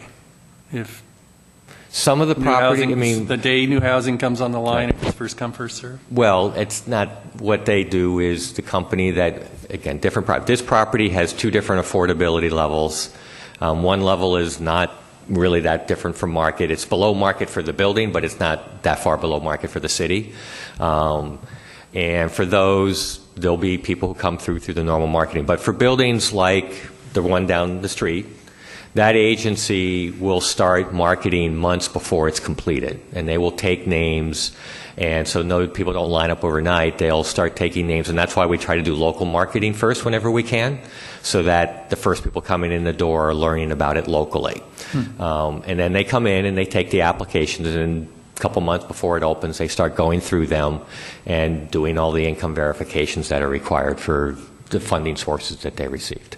I'm not sure there's a better way, but are there problems with that? In terms of? Well, it just sounds Wait. like it's something like here's a public benefit, first come, first serve. How can we make this system work for me? You know, are there people cutting in line? Is there somebody you got to know? Is there some Right. corruption involved? Does it work smoothly most places? So- We're not the only ones in Right. the country who do this. You're I wonder if not, that's a and I problem. worked for a company that had thousands of units, and we are constantly, you're worried, you know, the people who are trying to get into housing, they will sue you left and right if they think you're doing anything like that. So first come, first serve is the cleanest way to go so that you're not subject to people thinking that you're being discriminatory in any shape, form, or manner. I think what you're saying is it works. It's efficient. It's not Right.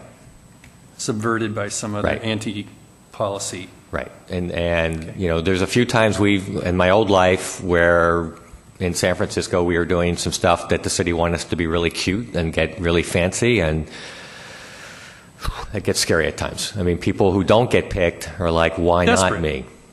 Right. That's why, right, so that's where time is the best measuring stick. Okay. I've said plenty. Who's next? I see Deborah. I see Carol. I'll go Deborah first. I see Mark. I see Dennis scratching his ear. I mean, you kind of alluded to this, and I've been stewing about it as well, is how do you interact with how does the work of Arch, I should say, interact with the Section 8 vouchers and the county levy dollars, both mid and Best Starts for Kids, in terms Right. of housing So- prevention, homelessness prevention? Right. So for the county dollars, what happened is if we will give you a list of all the housing that's been funded through the trust fund. It's 2 pages, and the reason I want to give that to you is it will list the people who really do the hard lifting, which are the nonprofits and occasionally for-profit developer who applies to all these funding sources. So when they apply to us, they're telling us all the different funding sources that they're going to use to secure. And if we saw them coming to us as the only source, we go, well, why haven't you gone to the other ones? Because we want to make sure that the people who are putting deals together are going after all those other funding sources. So and in fact, all the funders in this state have gotten together, and we all use the same application form. Okay, so it's the developer, it's on the Right. developer to go out. Go out and get all the seek- pieces. Now, Got we it. are sometimes, for example,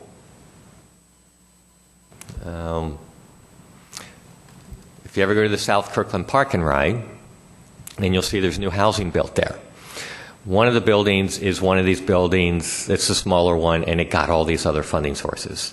Now, the city worked with King County Metro for years before we did an RFP to select somebody, and we literally went out and secured the funds for that project and said, now who's going to really pull it all together and make it really happen? But we were already anticipating a funding strategy. When we were working with the city, we sat down with the city, we said, what kind of affordability would you like to see? He says, okay, how would you ever get there? And we put an RFP together that sort of schemed that, and we found builders who knew how to apply for those funds.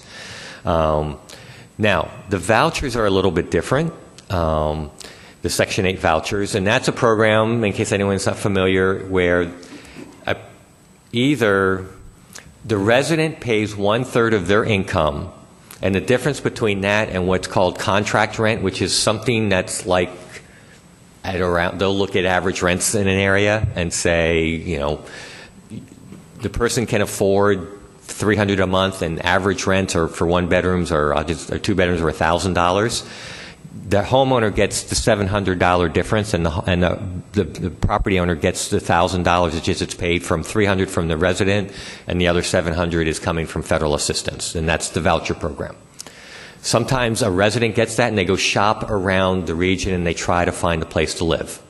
Because of our high housing costs, only about a quarter or less of the vouchers that are available in King County land in East King County. We should be closer to 35%, and we're under 25%. The rest are going to other more affordable areas.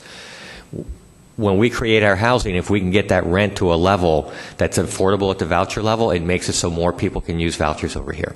Okay, so again, the onus is on somebody That's other than right. us. That's one half. There is a voucher program in which the vouchers go into a building, Right. and we have done that. In fact, the thing we take greatest pride, and I think there's one in Kenmore, that the federal government back in the 80s mostly in the 80s, would go to private developers and say, we will do essentially the Section 8 program with you if you agree to do it for 20 years. And then when the 20 years is up, they can continue with the program or they can opt to the market. When I first came here in the early 90s, it was the biggest crisis facing well-to-do areas of owners converting to market rate. And this region had 500 units. Through Arch, we have preserved 450 of those by finding buyers of those who will stay with the program. So we used our local resources to prevent a private owner from selling on the open market. And so that's keeping a very valuable federal source in there. Now, the other thing we've done is the Housing Authority has allowed us in some new properties, so this is a leveraging, let's leverage our money. I'm excited. Has said, Arch, you can take some buildings and you can put vouchers in them so that there'll be higher rent, so you don't have to put as much of your cash in. We'll let you put like 8 or 10 vouchers in a new building, and so that you can serve very, very low income, because your income can be 20%, 10% of median income. It will serve any income level. But the building will know it has a certain amount of rent, which means they can get some loans for it. So we have worked with the Housing Authority to place a couple hundred vouchers in buildings that we funded through the Arch Trust Fund. So that's another one. Third type of voucher? No, it's still project-based, but Project-based, okay. the Housing Authority takes some of their loose vouchers and they give them to us to put into buildings, and then they stay with the building. We have a very creative Housing Authority here, so whenever we can, we leverage their access to federal resources to help us over here. Why would a developer not want to do that? When you say you've got a crisis because developers shift away from that, why would they object? Because the rents that HUD will pay are based on countywide averages. So when you're in East King County, I can get $1,200 a month for my one bedroom, and you're only going to pay me $1,000. I'm going to opt out and go for the market. Okay, and then why would they stay with it? Because we buy them out. We find someone who buys them out and Buys their building. right. Most times, we had one case where we made a contract with the private owner, but most of the time, a local nonprofit like Dash has made a contract sale, and we pay him his market value. Right. But because you have the Section 8, you can do good loans on them and stuff, so we don't have to subsidize them as much, and we're helping the very lowest income. I know No, are you- that's good. Okay. And Carol was next, and Mark, you're after Carol. So go ahead, Carol. Even some of those low-income housing units in downtown Seattle are being converted Yes. and being lost, so that there's no way for Arch to pool their resources, even with federal voucher deals, to get those properties back. So they have to go somewhere. I mean, Right. the people that live in those buildings have to go somewhere. Right. So then it becomes, we're a smaller city, but we are a transit city. Mm-hmm. I mean, we need to be real about our identity. Right. How do we, as a planning commission, look at this very complex, it's all interrelated. Right. I'm new, these guys have some experience, not all of us do. But how do we come up with a current set of incentives as a city that would attract the development of affordable housing? Right. That's what our job is right now, is coming up with what those criteria will be. Right. That's why we need some material to read so we can understand the strategy. So I mean, I could just make stuff up and put it out there, but it might not make sense to what really happens in the real world. we all kind of do that in this field. I mean, I'm only being sort of half facetious. I know. You've made a really good point. There's a whole lot of interrelationship, and some builders do it one way and another builder does it another way. So how do you know what you're going to do is going to work for one builder versus another builder? And it's hard. And again, you may put the rules out there and someone may not respond. So for example, one is learn from others. Yes. Put it out there. You can potentially play around with it, and then sometimes you just have to be patient. Okay. Downtown Redmond is a very good example of that. Downtown Redmond you have your new incentive programs for your center. Okay, and 5 people didn't come running in the door the next day. Anyone been to downtown Redmond lately? Yeah. See how much housing is being built in downtown Redmond? That Yeah. plan is 20 years old. Yeah. Nothing happened for 5 years. Yeah. Now, some people will say in the development community, well, it didn't happen because of the affordable housing requirements or whatever. You know, they'll say that kind of stuff. It's like, well, the comment I make as a former developer is 90% of the units are market rate. It probably didn't happen because the 90% wasn't ready. Right. Plans, you are often ahead of the curve of the market when you're planning. So part of an answer is sometimes patience. Another part is that there probably isn't a golden ring. There's lots of pieces. And I don't know if it's the right approach to take, but the approach that I've been in this field has been one of increment. Do things that build upon what you have and try to be as smart as you can about them. Help the private sector understand their challenges. Try to do things that help them. Use direct assistance smart. When you have an opportunity like a piece of land, be really smart about how you use it. And I can't predict where your answer will be, but if you take that approach, the odds are you'll get some results. And then you keep watching and you keep playing. When we had our, when Arch started, we had no clue what would happen.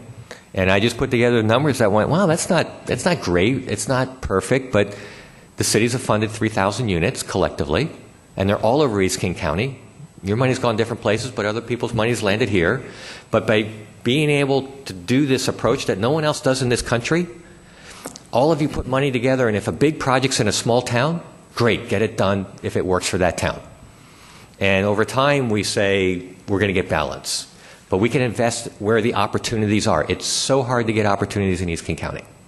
Okay? And that's been part of the philosophy of Arch is take these pieces. So 3,000 units have been funded that are just about anything you can imagine has been done. On the land use side, we're now at, this guy's working like crazy on how many agreements you're working on in Redmond right now? 20. In Redmond alone. Private developers who are including some affordability in projects in single-family neighborhoods and in downtown. Wow. The total is over 700 homes, ownership homes, and over 1,000 rental units created through land use incentives. There are over 500 ADUs. Now, we should be at 2,000 ADUs. Yeah. But at least we've got the 500, so we know that's something to build upon. So it's not like you're going to sit here and in a month from now all of a sudden have something and you're going to quadruple, but you're going to set the stage and you're going to be more conscious of what you do.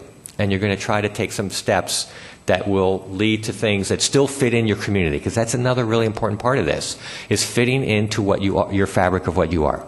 Yes. And that's another reason why increment, I think, is a good approach, is that it sort of builds upon what you are as a city and isn't taking the city and turning it upside down. Yeah. Vice Chair. Just a couple things. I think this might be more for Lori and Debbie. I think it was Mayor Baker, if I heard right on the meeting, who was suggesting we look at expanding the TOD. Did I hear that correctly? Right. I think, I'm not sure that he meant the TOD itself, but I think he meant the notion of the density, the increased density as the trade-off for getting more affordable units. So it's that relationship between density and the incentive is density. The benefit is that we get affordable units. Okay, more so than just literally expanding the boundaries of right. the current TOD. Okay, Right. I probably misunderstood what he Right. was I think he saying. expressed it that way, but that was the way I understood it, just because the TOD has a geographic relationship to transit. Right. But there are other areas where something like that could be tried. Right. You have increased density with the trade-off being that you provide affordable housing. Right, okay. So that's something we'll, I guess, look at You could look at it. through this process. I mean, Yeah. as one item. The other thing was about the manufactured home displacement. I know a couple council members expressed some concerns about that, and I was looking at the potential strategies that were associated with manufactured homes here. It looks like zoning is the only sort of non-direct assistance strategy that's actually listed here. I'm sure there are others. I think Councilmember Herbig mentioned some as well. So what are some of the, I suppose, realistic sort of options? That sounded like it might be a little more imminent, given redevelopment pressures. So I'd like to maybe understand a little bit more about that. Not necessarily tonight, but what are some of the things that could be explored as part of the strategy for that particular issue that was raised? And this is one that could be like the preserving the federally assisted, which is you create a voluntary transaction to a body that says we want to keep it. And so that's where direct assistance may be needed to help. We did this in Redmond. There was there's two mobile manufactured home communities. One was going to be torn down, and a nonprofit came in and needed help, said, okay, I'll pay you for it, but their intent wasn't to redevelop it, was to keep it. And so that was one of the projects on the trust fund list, is to preserve it that way. Or it may be, I think what we heard from council is a replacement housing so that you're ready if it does, how do you deal? I think that's one that you have a relatively unique area and issue about. And it isn't as straightforward what the answers are. We listed the things we've seen done, and it's probably one we need to do a little more research in. Sure, because I think you mentioned here there's I believe 6 manufactured home communities. Any idea of the population of those 6? Do we? Action or Well, it's trailer park? I think they're similar. different. Well, Yeah. this attachment 3 says manufactured home communities, and there's listed A map. 6. They call them mobile home parks in this graphic. Right. We have numbers of units in each of those okay. mobile home parks. I don't have those with me tonight, but we certainly know how many homes are in each. Right. Again, to get sort of a each sense them. of the magnitude of, if we're talking about affordable housing, if the redevelopment pressure does get so strong, what are some of the options to explore? That's Right. just raising that as something to take a look at. Yeah.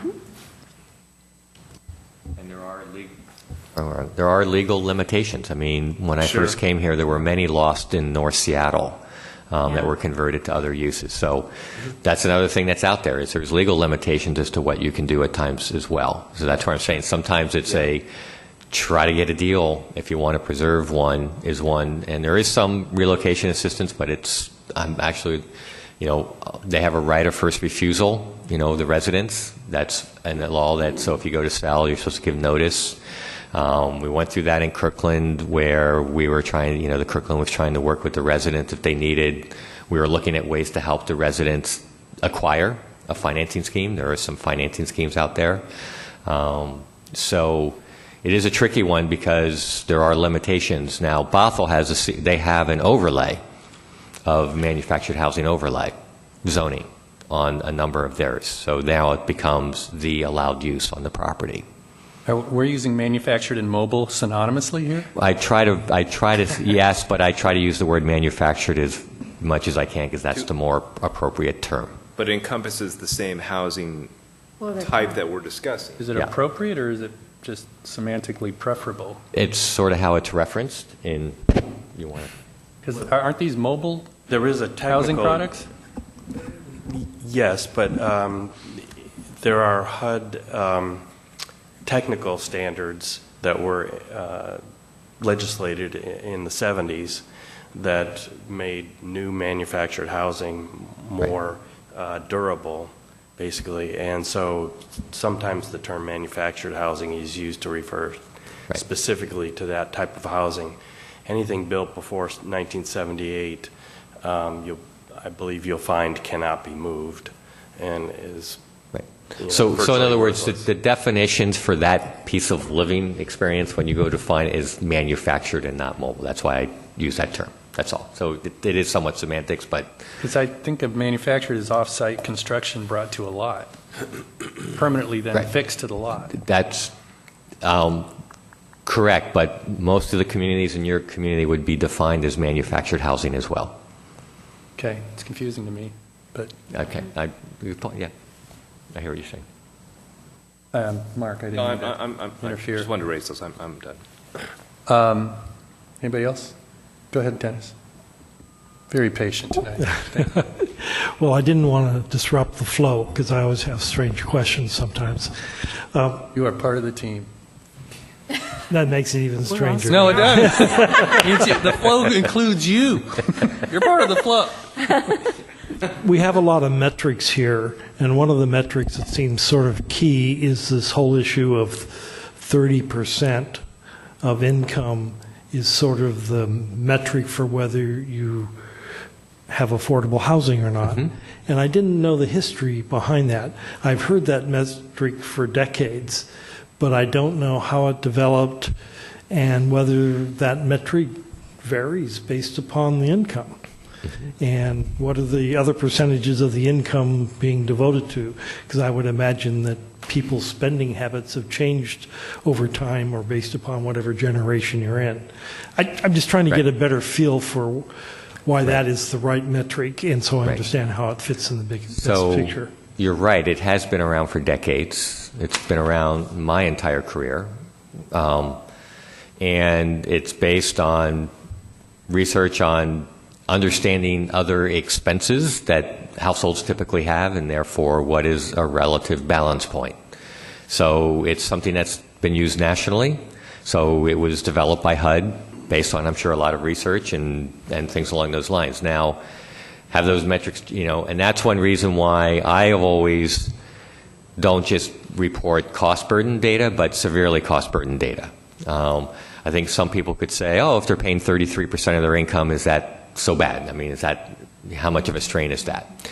The data that, I don't know if we have this chart in here. I know it's in the needs assessment, but one of the things to think about, yes, if you go to page 2 of the memo, I don't know how to do this to quick. How did you do that to quick like that? I think you should put the number in the box. Oh, I see what you're saying, right. 2. And it looks like we've lost part of the page. Oh, it's because you're in the main memo. You need the attachment, which is probably page 4. It's like I've lost my corner to zoom to go page. There we go. I'll just go a different way, page down. Why aren't you going down for me? All right, let's do it. This is in a weird, I can't get to my. Can you use? I'm just going to, there, I got it.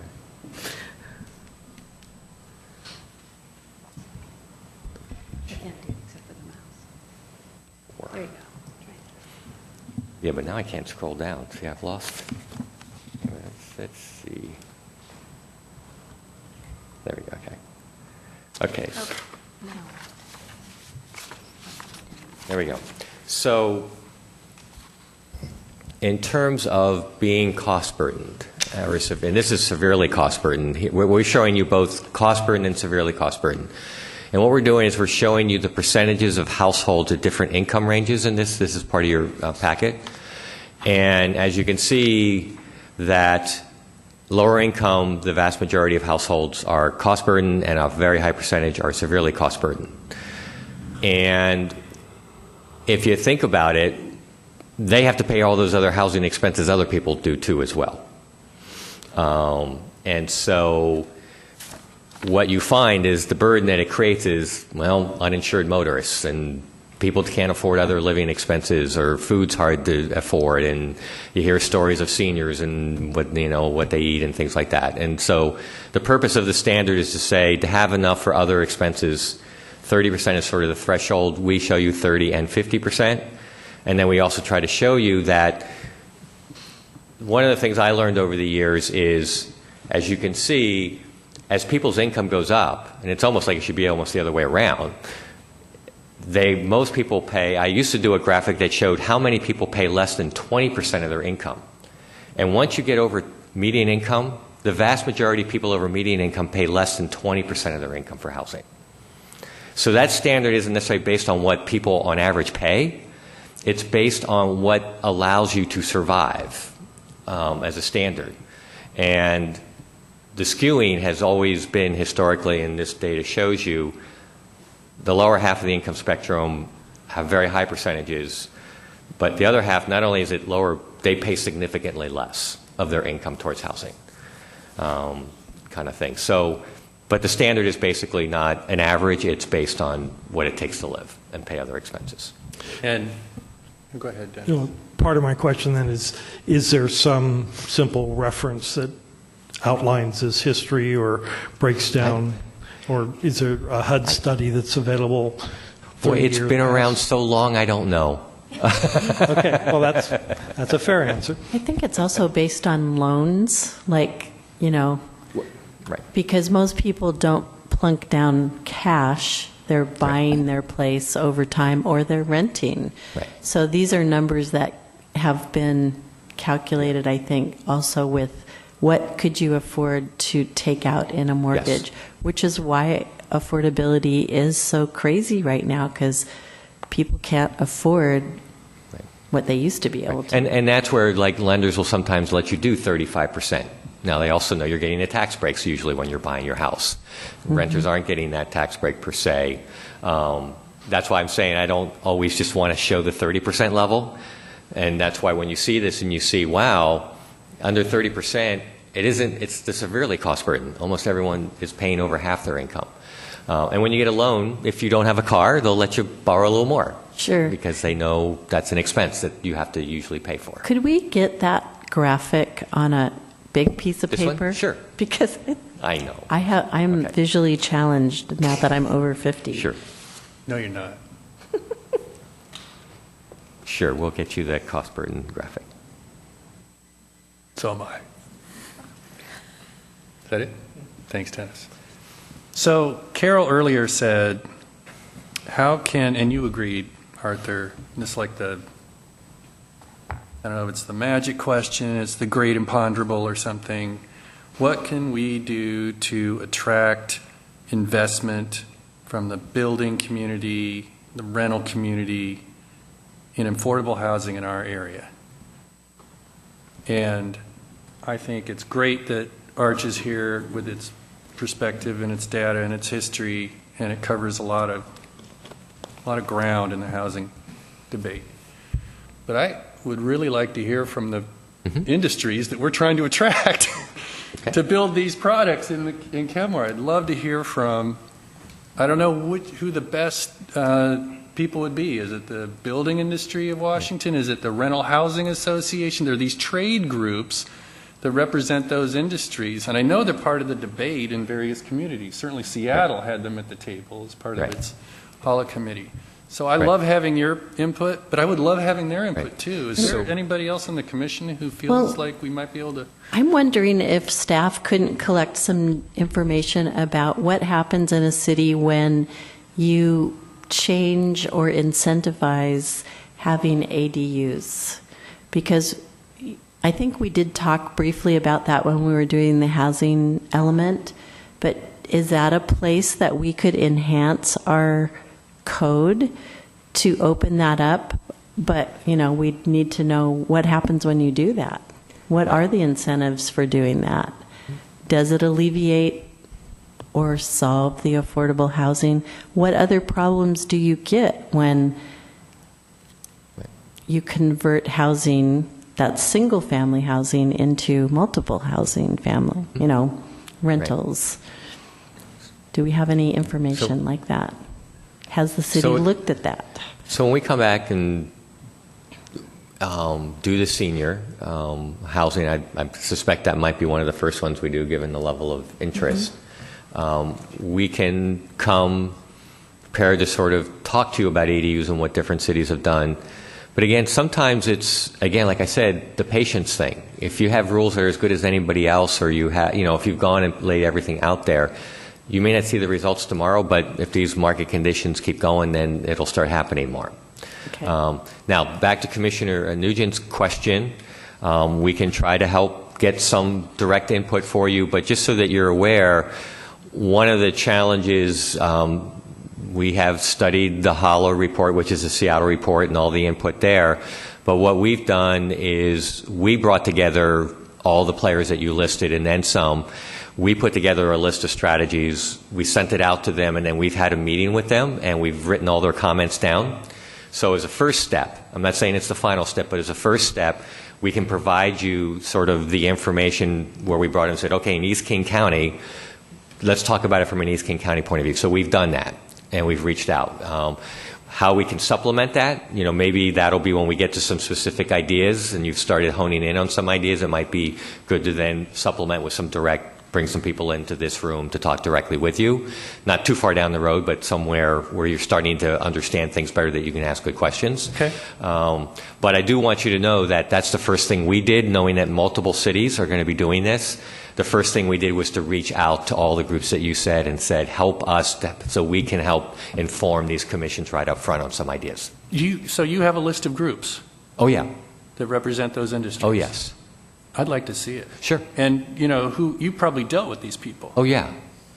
Oh, yeah, I know. So right. if you know who they are, maybe Right, so- we could find out. I'd like to know who they are So and see the- who are the best advocates for their perspective. My understanding, because I participated with Arch in this research, is that Arch put together a list of developers, nonprofits, housing providers, et cetera, and then they asked staff in the different Arch communities to conduct interviews, and there was a certain number of questions, and so we went out and did those interviews, and Arch is compiling those results, and certainly those are coming back.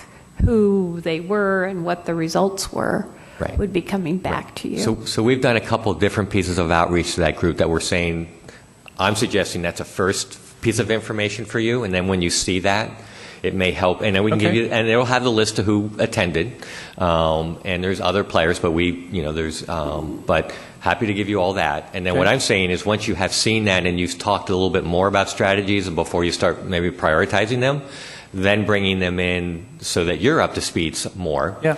and have that That sounds dialogue. good. Okay. Okay. Anybody else? We're good? I suspect this discussion could go on a long time. Because I know I have more stuff I'd like to talk about, but it's 9:07. A blank check is a scary thing. So what's our next step in this process? Or next few steps? We'll be working with Arch, who will then be kind of putting together sort of more of a calendar and a list of topics and timing for bringing this forward to you, which we will then plug into, your meeting schedule going forward. That's sort of the next step. Okay. And we might point out that your next meeting, June 7th, is the hearing on wireless communication facilities. Public hearing? Public hearing, Okay. and then deliberation on that. So this topic will not be back before you before July. Okay. And are we having a joint council commission meeting on housing? Kind of on the front end of this issue? As we've done on some other occasions, or what's the No, it broader doesn't. plan? Not so much on housing. I think the council wanted kind of the introduction, and we wanted to kind of at least vet with them, are you okay with focusing on affordable? Are you okay on this kind of approach? And here's a list of strategies. And there any that you particularly like or don't like or no-go? That was the direction that we wanted from the council to give to you. So at some point, and again, we'll figure this out when it's appropriate then, depending on how far you get, whether it makes sense to sort of have a touch back with council at some point before you give a final recommendation. We'll have to kind of figure out when's the best spot for doing that. Okay. All right, so just to clarify that, can you clarify the schedule? Because I know, is it this way? Yeah. Yes. So June 7th is the hearing, and then I believe we're skipping another meeting in June, correct? June 21st, the room was taken by Right. the city council. So tentatively, June 27th, 28th, it would be a joint meeting with the city council to present the wireless recommendations. Okay, so that's still going to happen in So that June. would hopefully, Okay. depending on how it goes on the 7th, Yeah. the goal is to get it in front of the council with a joint meeting at the end of the month. And it's whatever that Monday is. I don't know whether it's the 27th or the 28th. Okay. All right. Anything else? I think that satisfies this, the only item on the agenda. And Is it- the first, Go ahead. well, the first Tuesday in July is after the July 4th, so is the city council using that Tuesday? I mean, sometimes they shift. I don't know. What's our meeting schedule? I guess I'm trying to figure Right, out. I haven't heard about that Yeah, particular I meeting. haven't heard if they're going to take that Tuesday July or not. 4th, is that a Monday? Yes. Yeah, it is. They don't usually meet on the first Monday of the month, do Right, they? so they probably, that's true, they wouldn't. So it wouldn't be okay. It's likely we would meet on July 5th? Yeah, correct. Okay. Okay. Is that your question? Yeah, I'm going to miss a couple of them then. All right, anything else? Any new business? There being no new business, I hereby adjourn the meeting.